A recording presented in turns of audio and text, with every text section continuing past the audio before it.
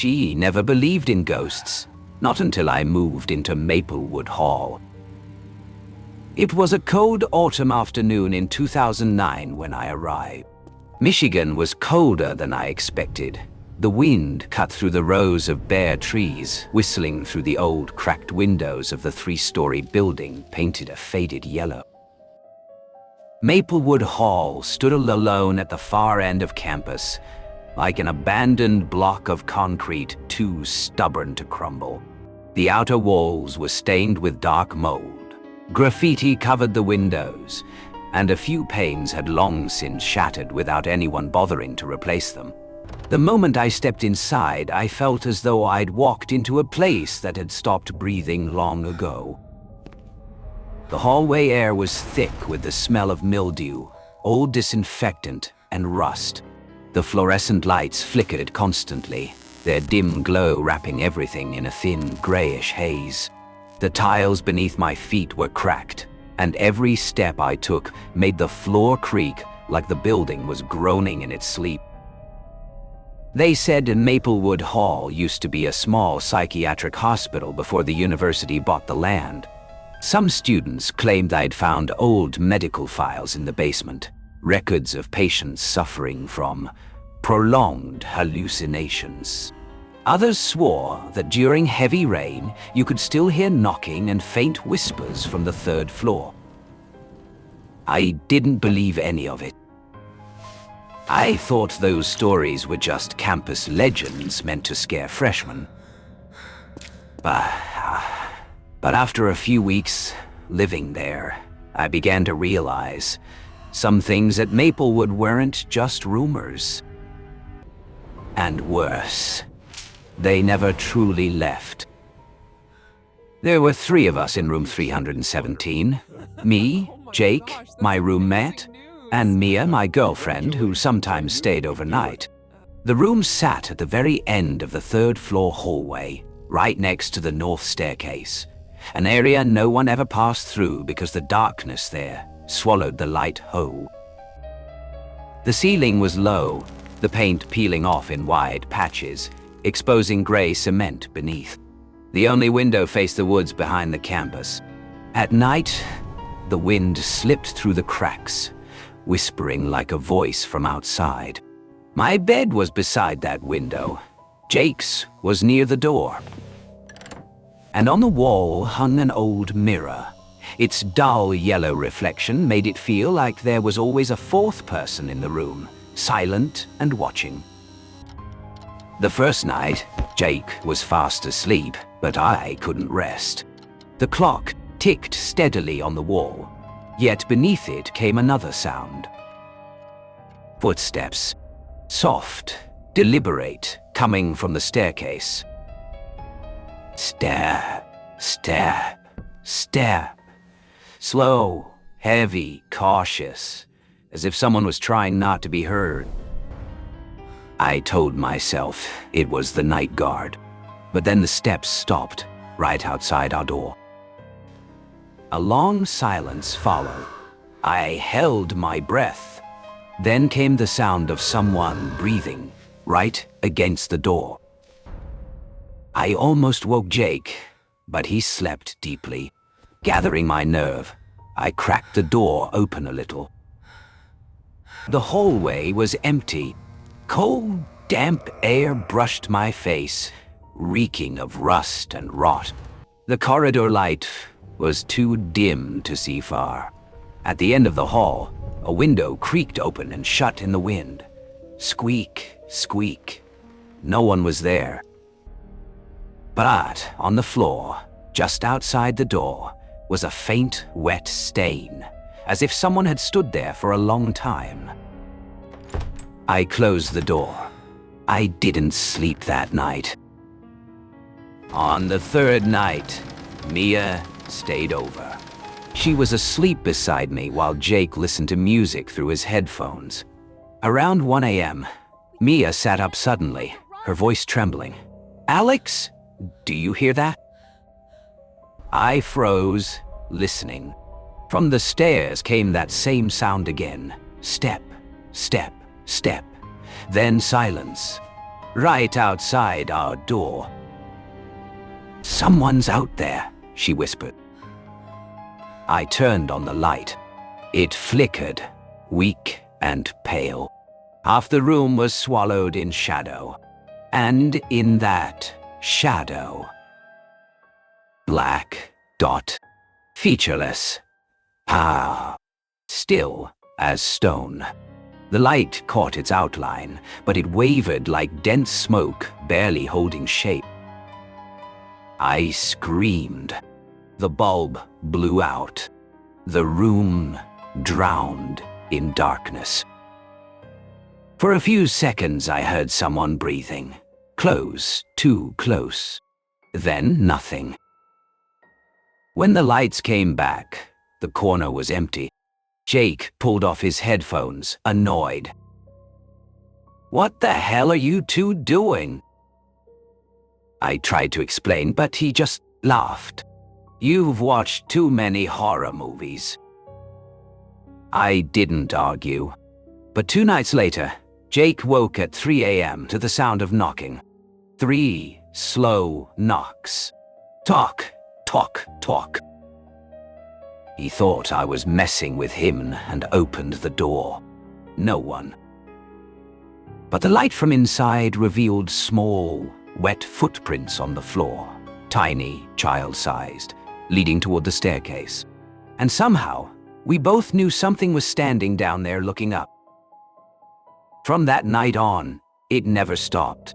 The footsteps, the knocking, always at 3 a.m. Each night the knocks grew louder, angrier. Tock, tock, tock. When they stopped, the footsteps retreated down the hall. Except on some nights, they stopped just outside our door. If I pressed my ear to it, I could hear breathing. Warm, damp, it, close. Mia couldn't sleep anymore. Her eyes were hollow, her lips pale. She said that whenever she looked into the mirror at night, she saw someone standing behind her, but no one was there when she turned around. One morning, I found a Polaroid photo taped to the wall, a picture of our room. I remembered Jake had taken it the day we moved in. There were only 2 of us in the photo back then. Now, there was a third figure standing by the north staircase. Long hair, face hidden. I hid the photo, but that night, it was back, lying neatly on the desk. The third figure was closer now, only a few steps behind us. I froze. Jake laughed again. The next morning, the photo was gone. In its place was a clean, rectangular patch on the wall, as if something had just been removed, and damp fingerprints smeared across the paint.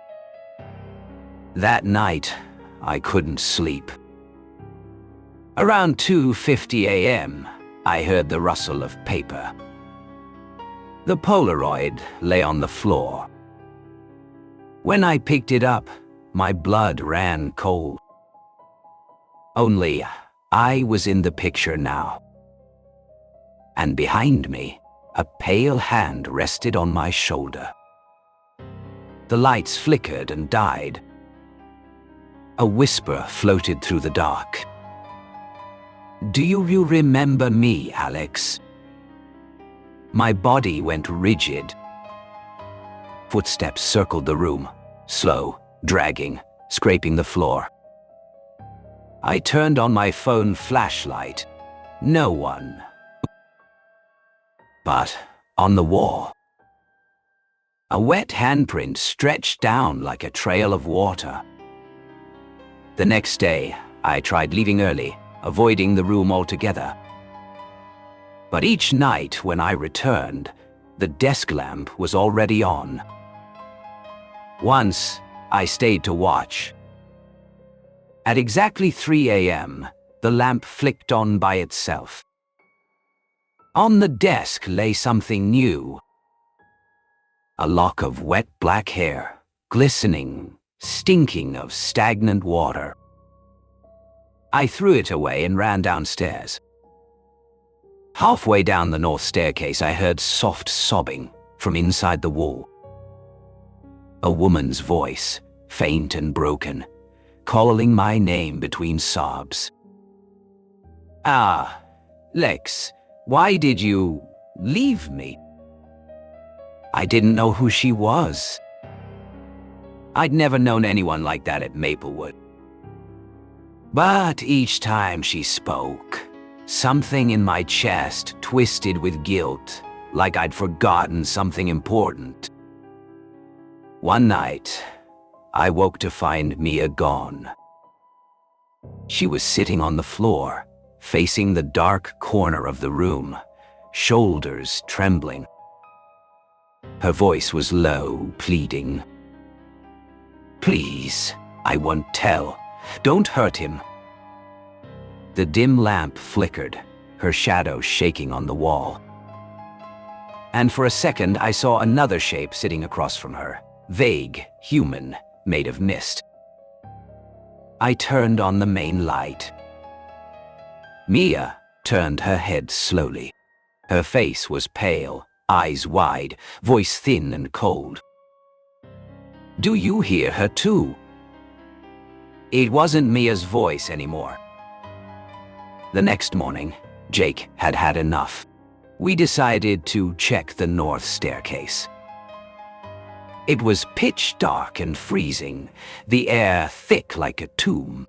We had one flashlight. At the bottom, the beam caught old carvings on the wall. The word 8. The grooves were deep, edges crusted with something dark and dry. Blood, maybe. "What the hell is this?" Jake muttered. The flashlight flickered. Then footsteps echoed from above. Heavy, slow, coming down. We looked up. A woman in a white dress, long black hair covering her face, was descending the stairs, one step at a time. She didn't breathe, didn't blink. Jake screamed and dragged me away. When I turned back, she was standing on the top step, her head tilted to the side, her neck bent, almost broken, but her body perfectly upright. After that night, Jake was never the same. He stopped talking, stopped sleeping, just sat there staring at the wall, lips moving silently, as if replying to someone only he could see. One morning, he was gone. The bathroom door was locked. When I broke it open, Jake sat on the floor, eyes wide, staring into the mirror. His mouth was open, but no sound came out. Across the mirror, smeared in blood, was one word: 8. Oh. I moved out of Maplewood Hall the next day. Mia came with me. 2 weeks later, she died in a car accident. They said she was killed instantly. Now, I live alone. I've tried to forget, but sometimes, when I pass a mirror, the reflection lags behind, just by half a second, as if it's showing another time, another room. And some nights, I still hear her whisper, right beside my ear. "Alex." When I turn around, no one's there. Only 3 figures in the mirror. But in the real world, there's only me. Meaning of 8. 8 represents the symbol infinity when turned sideways. It means an endless loop. The ghost doesn't want to leave. It repeats the curse, trapping another soul to take its place so it can continue to exist. So the number 8 isn't just a number. It's a warning, a cycle that never ends. That's why Alex still hears the whisper in the mirror. He's already become part of the loop.